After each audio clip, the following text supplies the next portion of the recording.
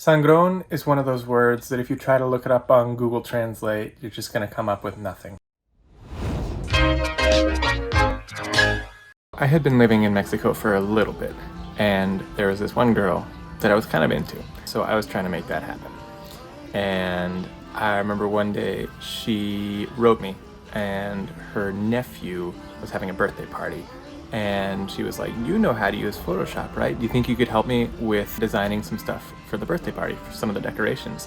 And I was like, yes, I can absolutely do that. So I did the Photoshop stuff for her, worked my butt off and got, like, you know, decorations designed and stuff. And then I was like, "Send me a photo of how it turned out, you know, like I want to see how things look at your nephew's birthday party." And she was like, "Ooh, here's the thing, my sister, the kid's mom, is kind of sangrona, so I don't think I could actually take any photos." I was like, what does that mean? Do you remember last video when we talked about the word pesado and how it kind of means like heavy, hard to get along with? So sangrón, I think in some way is kind of related to that. Let me explain. When you say that somebody has sangre ligera, literally it's like light-blooded, not color, but like weight. Like they have blood that doesn't weigh much. But when you say that somebody has sangre ligera, it means they're easy to get along with. When you say that somebody has sangre pesada, it means they're hard to get along with.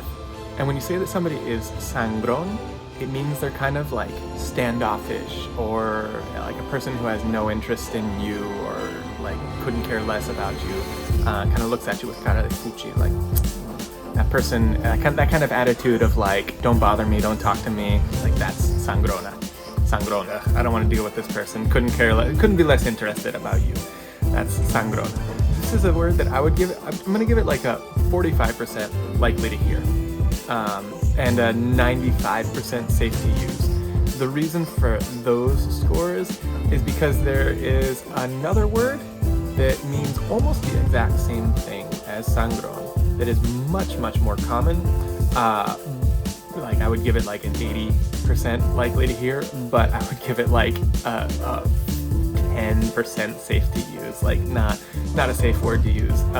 And it's a word that it begins with M, ends with amon, and that's a word that I have important people in my life that if I talk about that word on my YouTube channel would be offended. So that one is a more common one that means pretty much exactly the same thing, except with the added sort of twist of being like stuck up, snooty almost, and standoffish, similar to sangrón.